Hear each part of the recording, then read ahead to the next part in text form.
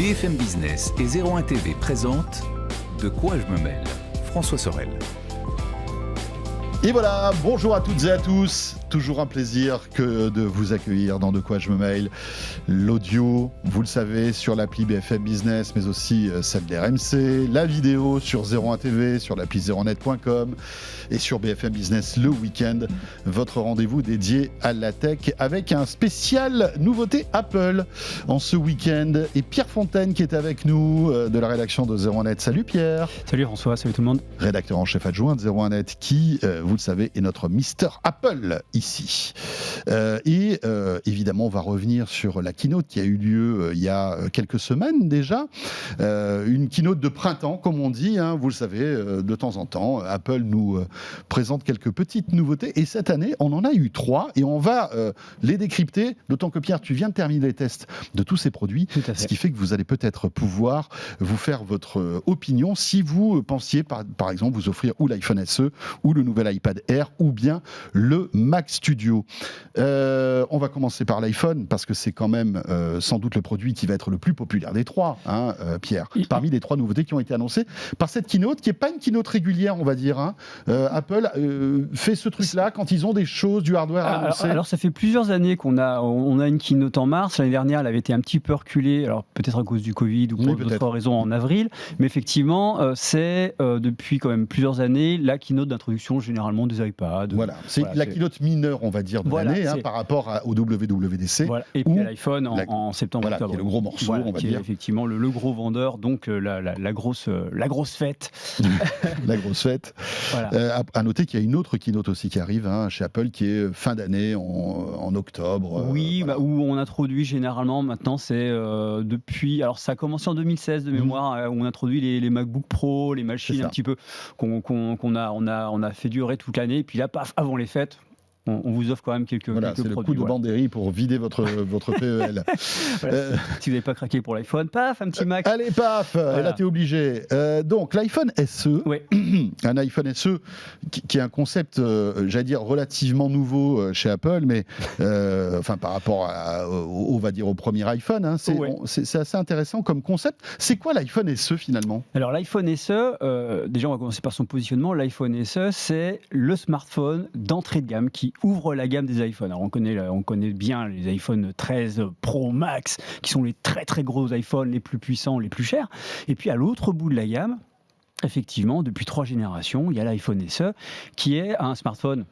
Alors pas cher, on en parlera plus tard peut-être, mais en tout cas pour Apple, le moins cher de la gamme. C'est le moins cher de la gamme, effectivement, et Apple étant un petit peu, alors j'allais dire le recyclage, c'est peut-être un petit peu violent, mais en tout cas de l'optimisation de la recherche et de la technologie, a tendance à garder effectivement un vieux design pour cet iPhone SE, à garder des vieilles fonctions, et effectivement depuis les origines, mais encore plus depuis le SE2, sorti en 2020, on a droit à une vraie puce bien puissante. Là, en l'occurrence, on a la même puce que dans les iPhone 13, donc c'est l'i15 Bionic, qui est donc là pour apporter toute la puissance qu'elle peut apporter à un smartphone petit format. Voilà, donc dans la gamme, on est à 519.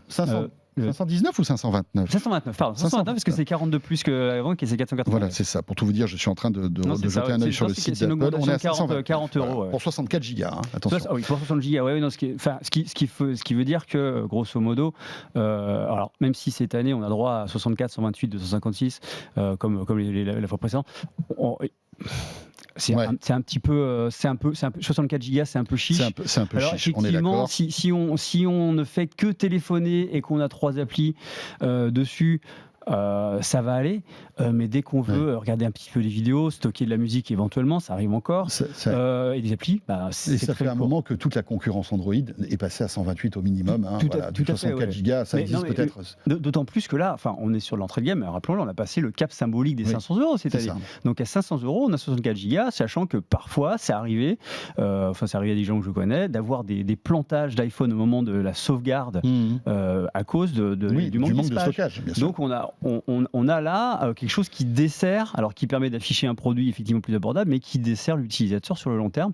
Donc on vous recommande clairement de passer à 128, ne serait-ce que parce que les iPhones ont un vrai point fort, c'est le suivi logiciel, sur 6-7 années, ce qui se fait nulle part ailleurs. Chez Android, ça n'existe pas. Et donc il y a ce savoir-faire qui est d'une certaine manière un petit peu trop contrebalancé par 64 Go, parce qu'on va avoir un suivi logiciel qui permet d'avoir un smartphone qui est sécurisé avec de nouvelles fonctions, même si elles ne sont pas toutes là sur le long terme, mais en même temps on va être privé d'espace. Donc il vaut mieux voir un peu plus grand l'achat. Pour info, parce que si on scrute un petit peu la gamme de l'entrée de gamme chez Apple, donc vous avez l'iPhone SE 64 Go qui est à 129, l'iPhone 11 qui est à 64 Go qui est à 589. Donc il y a 60 € d'écart entre le SE et l'iPhone 11. Et c'est vrai que c'est une vraie réflexion qu'on doit se poser. Si on a un budget somme toute assez limité, tout à fait. Pour 60 € de plus, on a un iPhone 11 qui est un autre châssis, qui est une autre histoire, on va dire. Qui propose Face ID, qui a un écran de 6,1 pouces, donc beaucoup plus grand. Alors, deux appareils photo. Deux appareils. Oui, sur l'iPhone 11, parce que je l'ai devant moi. Oui, c'est ça. Oui, non, j'étais en train de refaire, c'est le 10R qu'on avait. Il y a deux appareils photo. Mais alors, le truc qu'il faut avoir en tête, c'est qu'au départ, l'iPhone SE était vendu avec deux atouts mis en avant, le prix et la compacité. Alors c'est vrai que sur la compacité, il s'est fait griller par l'iPhone 12, qui est toujours au catalogue lui aussi, qui est plus compact avec un écran plus grand. Parce que là, grosso modo, et c'est un défaut qu'il faut souligner, en fait, on a le design qui a été introduit avec l'iPhone 6. Bon, là, c'est le design de l'iPhone 8, mais qui reprenait celui de l'iPhone 6 en faisant évoluer. Donc on a un écran de 4,7 pouces. Ça date de quelle année, l'iPhone 6 2014, non C'est ça, oui. Parce que c'est 17 pour le 8, donc c'est ça, oui. On est à 2015. Donc c'est un design qui date. C'est un design très ancien avec le Touch. Alors c'est vrai que Touch ID, des gens disent moi Touch ID, j'adore, Face ID, j'ai jamais la vie. Je peux l'entendre cet argument, il n'y a pas de souci. Bien sûr. Mais néanmoins, on se retrouve avec un écran vraiment petit et pas la meilleure compacité de la gamme. Donc il y a un argument en moins pour cet iPhone SE quand même. En revanche, il est très fin. Oui, plutôt léger. Il est fin, il est léger, mais l'iPhone 12, certes plus cher, fait mieux dans ce cas. Donc, pour le point de vue de la compacité et de la légèreté, c'est plus lui qui remporte la palme dans la maison iPhone. C'est clair. Donc il a un design qui est vieillissant. Et monsieur Apple, s'il vous plaît, faites quelque chose l'année prochaine, ça devient vraiment urgent. Non, c'est sûr. Donc, on a parlé du prix, on a parlé du design, qui est, c'est vrai, un peu d'un autre âge, en quelque sorte. Mais d'autant plus que ce design... alors que le design, que ce soit Touch ID, donc qui réduit la taille de l'écran, que ce soit un seul module photo à l'arrière, tout ça, en fait, ça gâche un peu la puissance apportée et le potentiel apporté par la 15 Bionic. Parce que c'est ce que j'allais dire, c'est que autant l'extérieur, le ramage et le plumage n'a rien à voir. C'est-à-dire qu'à l'intérieur, on se retrouve avec ce qu'il y a ce que fait de mieux Apple. On a la même configuration que dans les iPhone 13 et 13 mini. C'est-à-dire qu'on a un A15 Bionic à 6 cœurs pour la partie CPU, 4 cœurs pour la partie GPU et 4 Go de RAM. Donc effectivement, on a la configuration matérielle ultra puissant, ultra fluide. J'allais dire de l'entrée de gamme et haut de gamme, de quasiment ce qui se fait de mieux. Mais avec tout ce que peut apporter la 15 Bionic qui est certes un peu exploité en photo, mais avec un seul module photo, on a vite fait le tour de la question. Il doit s'ennuyer, le pauvre. Oui, voilà. Non, et puis c'est hyper frustrant quand on aime faire des photos, avoir qu'une focale. On est en 2022, rappelons-le. En 2022, alors bon, c'est vrai que j'ai tendance à être un petit peu exigeant et quand j'ai testé les iPhone 13 Pro, je regrettais qu'il n'y ait que 3 focales ou qu'ils aient fait ce choix de focale. C'est vrai que nous, notre vision est un petit peu déformée, on va dire. Peut-être aussi par notre métier et par... Oui, non, je pense pas. Oui, bien sûr, parce qu'on voit beaucoup de produits, mais il y a aussi une réalité à un moment, c'est que Apple, qui fait des produits premium, on est d'accord, on le voit au niveau du prix, se doit de fixer un rythme d'innovation et dire, regardez, l'excellence, c'est ça. Même en entrée de gamme. Voilà. Et en fait, là, on voit bien qu'on n'y est pas, quoi. On n'est pas dans l'excellence. En entrée de gamme, on n'y est pas. Et en chipotant, on n'y est pas sur les iPhone 13. Ouais, c'est clair. Bref. Enfin, bon, voilà. 5G, bien sûr. La 5G il embarque après toutes les technos. 5G. Oui, Wi-Fi 6, 5G, Bluetooth 5.0, etc. Mais alors, la 5G, c'est très bien parce que ça veut dire que même si c'est la 5G sub 6 GHz, c'est bien parce que ça veut dire que dans les années à venir, on pourra utiliser de la 5G. Mais pour le coup, pour moi, c'est sur un smartphone premium, même d'entrée de gamme, enfin chez Apple, c'est pas un argument de vente, Non. c'est juste collé au marché en fait. Tout à fait. Non, c'est clair. Bon, voilà, on a dit ce qu'on devait dire sur l'iPhone Voilà, SE. on l'a dit. Mais c'est ça aussi qui est intéressant, c'est qu'il n'y a pas grand-chose à dire, finalement. Voilà, c'est un châssis ancien avec Ouais. dedans ce que fait de mieux Apple. Voilà, Mais après, il y a un peu un désinvestissement, on a l'impression qu'Apple manque un peu d'intérêt pour ce produit, qui pourtant il doit bien vendre, Mais bien et sûr. S'ils le font, c'est qui reste un très bon iPhone, ça C'est reste clair, un bon c'est smartphone, Et mais puis, qui commence à dater, qui puis- commence à manquer, enfin qui peine à enthousiasmer. Juste une chose aussi, c'est qu'aujourd'hui, cet iPhone est directement concurrencé par le reconditionné. C'est-à-dire qu'aujourd'hui, pour le même prix, tu peux te retrouver avec un iPhone 11, peut-être un 128 Même Go. des 12, hein, on trouve des iPhone 12, 12, voilà, enfin, ou même 12 mini si on veut rester c'est ça. compact, à ces ordres de prix-là, reconditionnés, donc l'état du neuf, a priori. Et avec d'autres spécifications techniques, Avec, même si on n'a pas voilà. la 15 bionique, Oui, mais enfin, c'est pas très grave. Hein. La 15 bionique, parfois, c'est un Ouais. peu overkill, quoi, faut le dire. Voilà pour l'iPhone SE. Deuxième nouveauté annoncée lors de cette keynote, c'est l'iPad. L'iPad On Air. est dans de l'un petit peu plus intéressant, même s'il n'y a Ouais. rien de révolutionnaire quand même. On se retrouve avec un très bel iPad. Ouais. Donc c'est l'iPad Air Oui. qui évolue avec des super couleurs. Ça c'est chouette. Et une superbe photo sur l'écran. Je tiens à préciser que ce sont les narines de Thomas Rumirec, qui est notre JRI et qui a trouvé ça Avec très les drôle. GRI de 01net, Qui c'est donc superbe. voilà, que son nom il soit Ouais. exposé. Regardez le piqué un petit peu de Voilà, cette photo. quel c'est- piqué, quel ouais. nez, quel Le moustache. contraste des noirs de la narine, Thomas, ça, si c'est- tu nous regardes, superbe. bisous. Petite dédicace. Euh, Donc l'iPad Air. L'iPad Air, donc 5e génération de l'iPad Air. L'iPad Air, pour refaire rapidement l'histoire, effectivement, c'était la tablette ultra légère du temps où l'iPad classique était encore un petit peu mastoc, pardon. Et donc, c'est la version légère qui, depuis 2019, est montée en gamme, en adoptant en 2019 l'ancien design des iPad Pro. Oui. En 2020, il adopte le nouveau design des iPad Pro, et cette année, il conserve le même design avec les tranches un peu franches, verticales, agréables, des coloris sympas, et puis il passe à la 5G, ce qui, une fois encore, est bien, et en option évidemment, est bien, mais c'est une évolution du marché logique.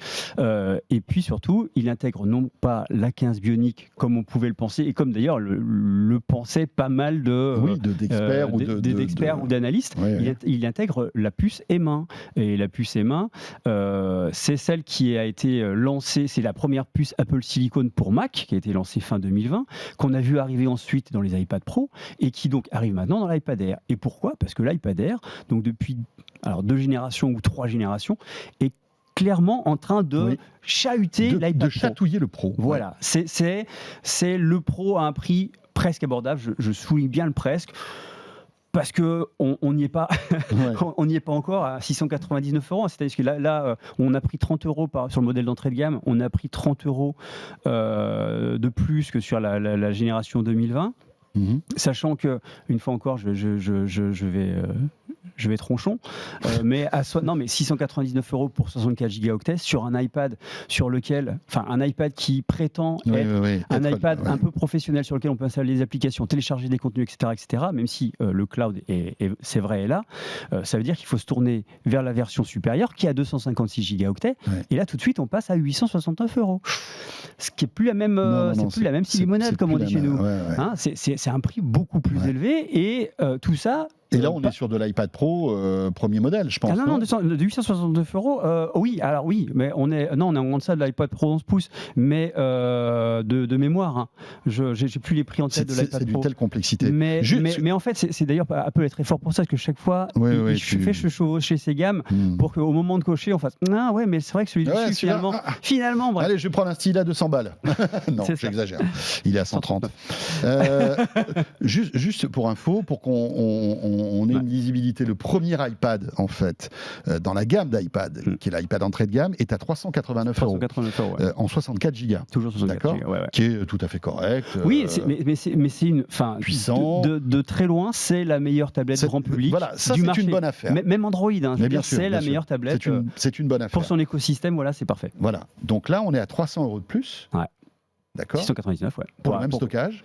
Pour le même stockage, alors on n'a pas la même puce, on n'a pas le même écran, on n'a pas le même design, on a un design bien plus plaisant, un écran un peu plus bord à bord, le bouton Touch ID est dans le bouton Power, marche arrêt, ce qui effectivement a permis de dégager les bordures.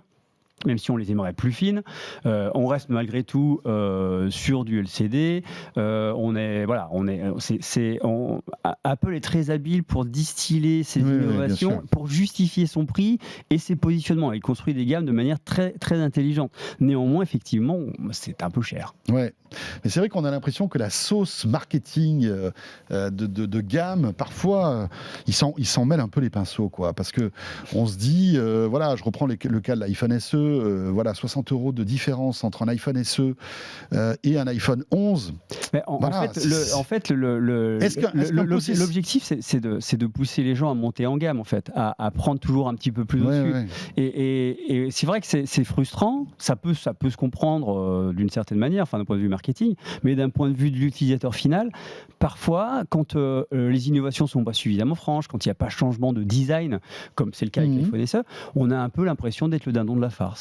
Et c'est dommage parce que en définitive, ça dessert l'image d'Apple et ça nourrit ce discours du les produits Apple sont trop chers. Et puis regarde, en l'occurrence, c'est vrai. Tu parlais de lisibilité. Tu me disais que le 256 Go en iPad Air est à 869. Mais en Wi-Fi, je parle Wi-Fi, pas avec l'option 5G. Voilà, l'iPad Pro en 128 Go en 11 pouces est à, attention, 899. Ouais.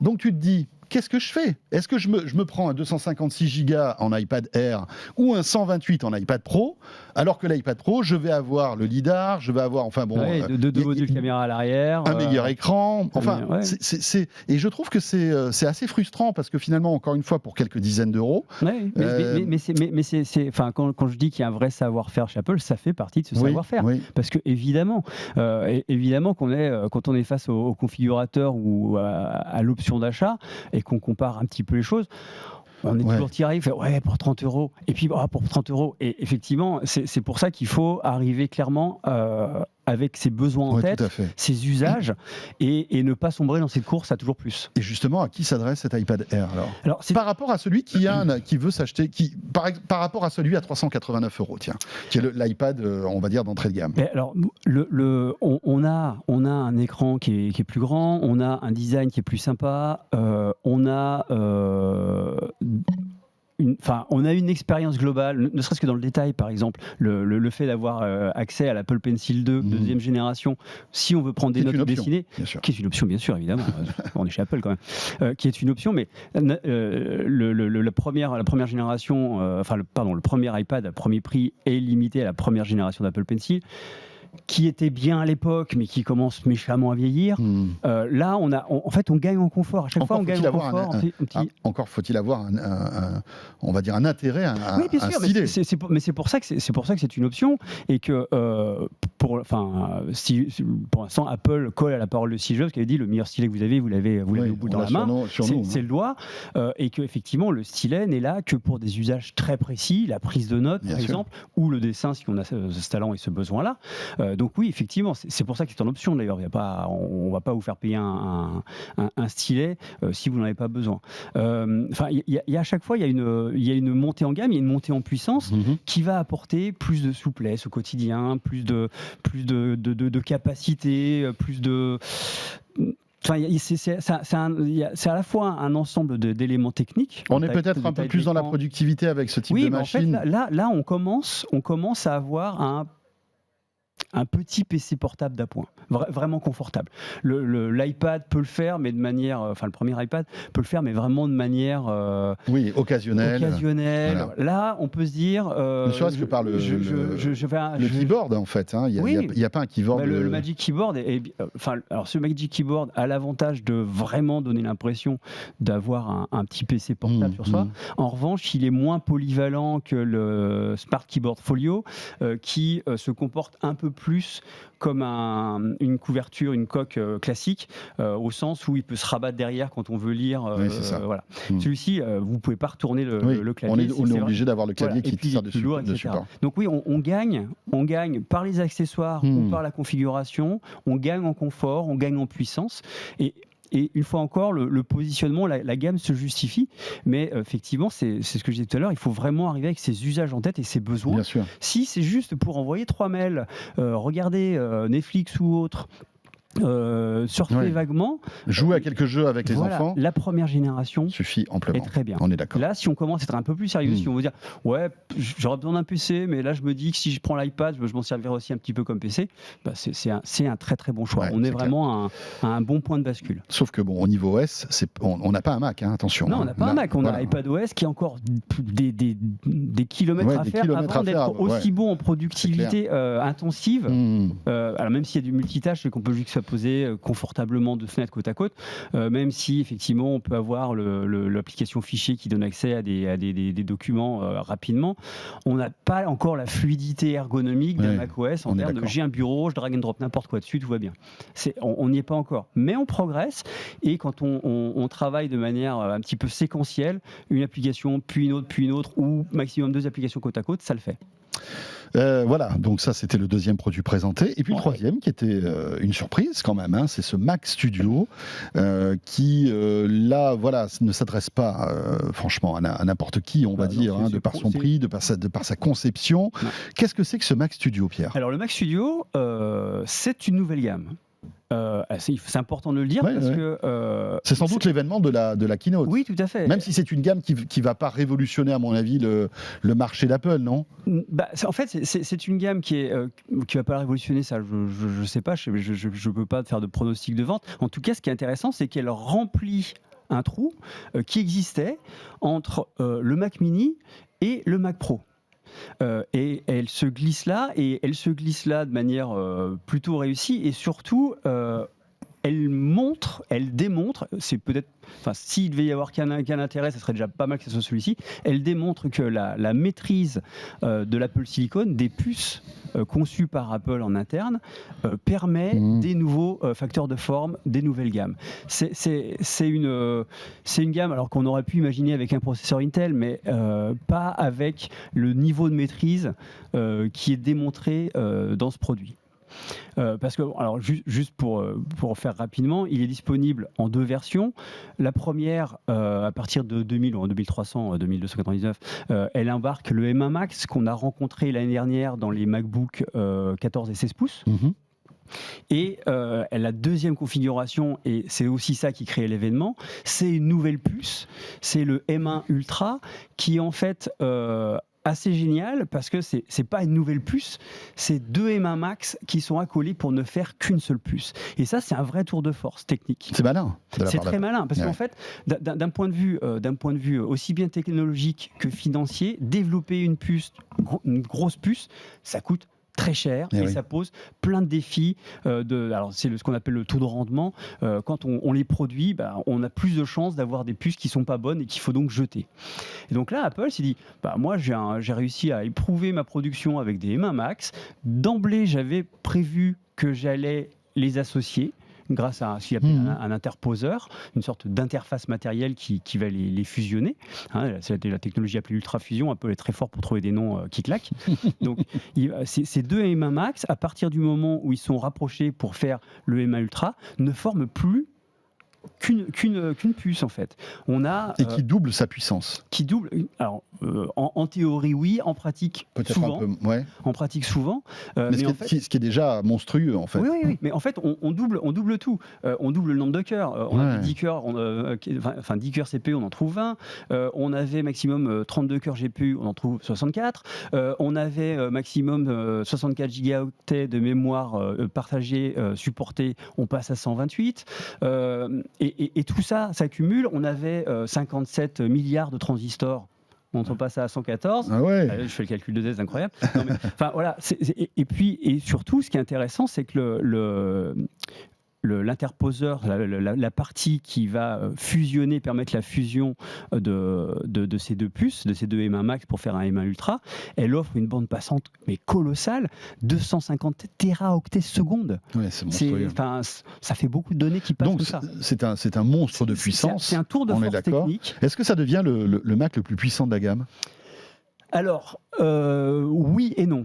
Non, c'est la réponse. Oui, ça aurait été la trop- réponse est rarement ça aurait été binaire. trop simple. Ça peut être de l'informatique, la réponse est rarement binaire.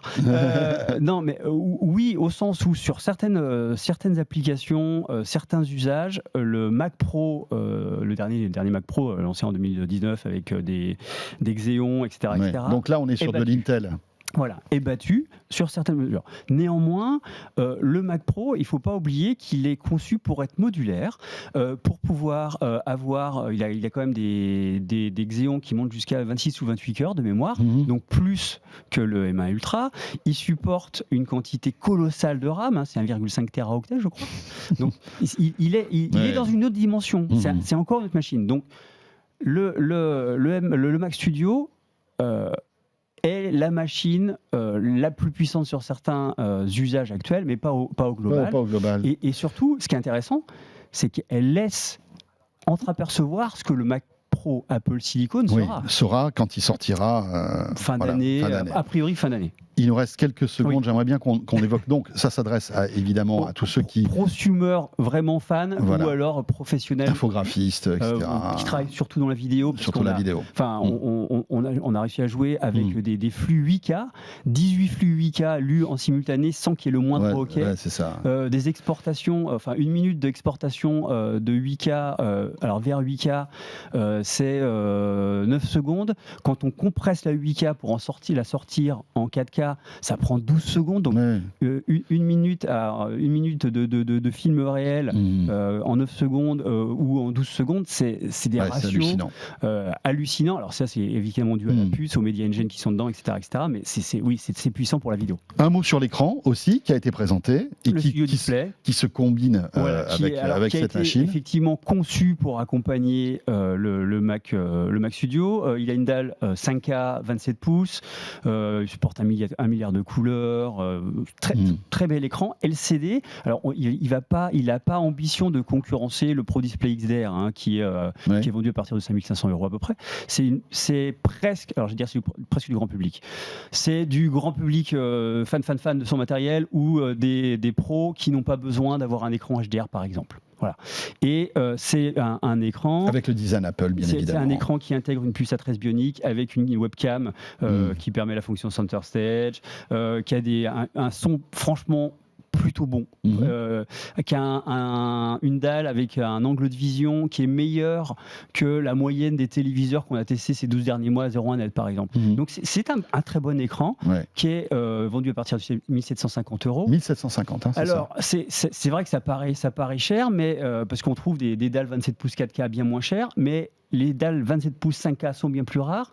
LG en fait un qui est d'ailleurs plus ou moins réservé au Mac, qui est à 200-300 € de moins et qui n'a pas ni la finition aluminium, ni la connectivité arrière, ni la processeur. Enfin, voilà. Donc le prix n'est pas fou, quoi. Voilà pour les nouveautés de cette keynote. Bien sûr, tu as tout testé. Bien sûr, sur 01net.com, vous retrouvez tous les tests détaillés avec plusieurs angles, comme à chaque fois, avec Pierre Fontaine. Donc, n'hésitez pas si vous hésitez. Merci beaucoup, Pierre, d'être passé par le plateau de De quoi je me mail. Avec plaisir. Et vous le savez, De quoi je me mail, on est là chaque week-end à la radio, à la télé, bien sûr, en podcast. Et merci de nous suivre. À très vite. De quoi je me mêle sur BFM Business et 01 TV.